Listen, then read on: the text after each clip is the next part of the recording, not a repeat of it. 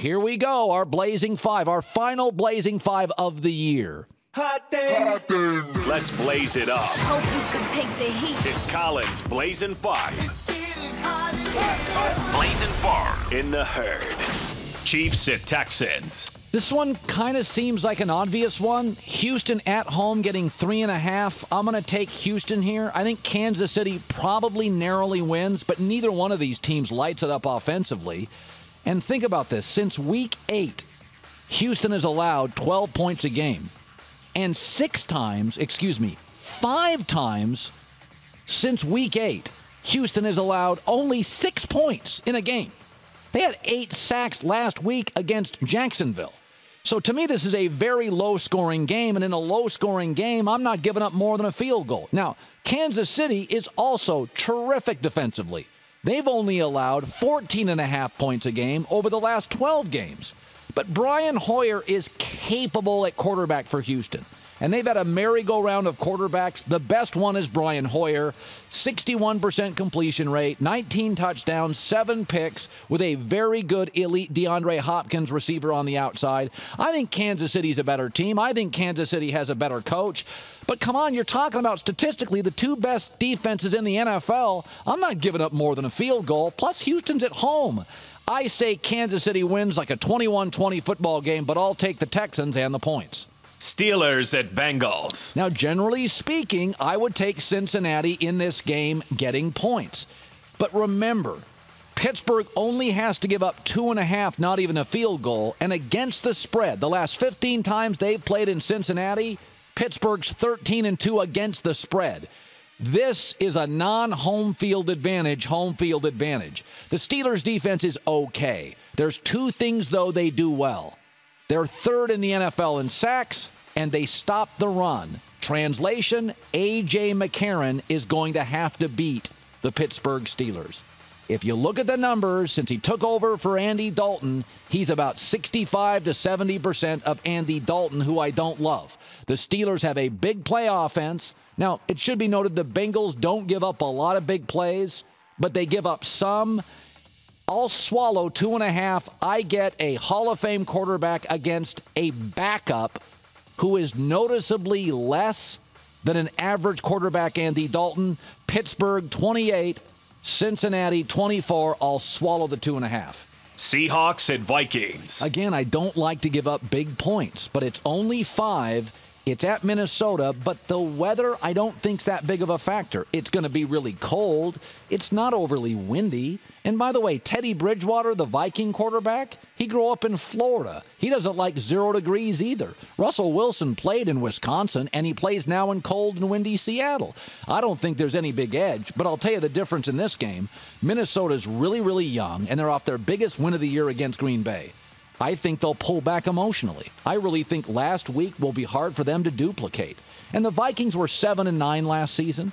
And it's awesome that this year they got over the hump. But very rarely in the NFL do you go from 7-9 to into the playoffs and start winning playoff games against a quality team like Seattle. The difference in quarterback play in this game is massive.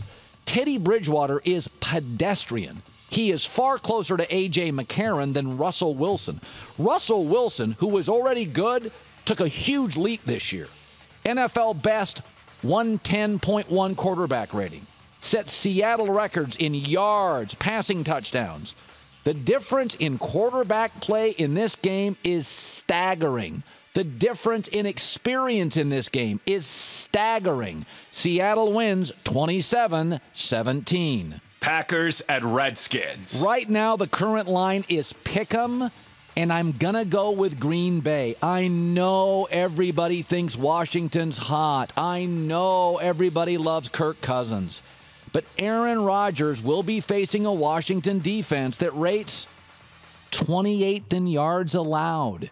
Now, they get to the quarterback, but they give up chunks of yards. And by the way, Washington played 3 really good teams this year. Panthers got smoked, Patriots got smoked, and Jets got smoked. And Washington finished with the NFL's worst differential in points off turnovers, meaning their offense is limited and it's not always opportunistic. And Washington's pass defense doesn't overwhelm anybody. It ranked in the bottom 10. I know we're all bailing on Aaron Rodgers.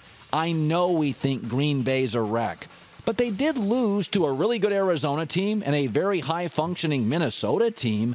I think Green Bay circles the wagons in a pick'em game. I'll take them over Washington 28-23. Clemson versus Alabama.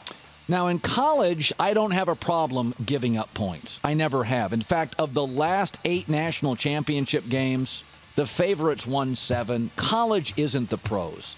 In the NFL, I almost always take points. But I got to tell you here, Alabama's got a lot more experience, more guys that are NFL ready. I know people are making a lot of Clemson's elusive quarterback, Deshaun Watson. But Alabama played 2 mobile quarterbacks this year. Joshua Dobbs at Tennessee and Dak Prescott at Mississippi State. They couldn't do squat against Alabama's defense. And Alabama had the toughest schedule in the country. And the only reason they lost that Mississippi game, 2 things. Mississippi had the luckiest touchdown in college football in that game on a tip, and Alabama kept turning the ball over, which they don't normally do. I get an experienced roster, an NFL-ready roster, one of the best front sevens defensively in a decade in college football. I think it's close. I think it's a really good football game. It is a competitive game. Clemson's got the parts. But I don't think their veteran leadership is at the same level of Alabama's. And I think it's close for the entire game. And then Alabama covers 34-24. So there's my picks. I know what you're saying. You're saying, Colin, you love dogs. You love dogs. I do. I do love dogs. I'm taking the Texans this week. But you're getting to a situation where, say it out loud, Russell Wilson against Teddy Bridgewater. That is a massive quarterback mismatch.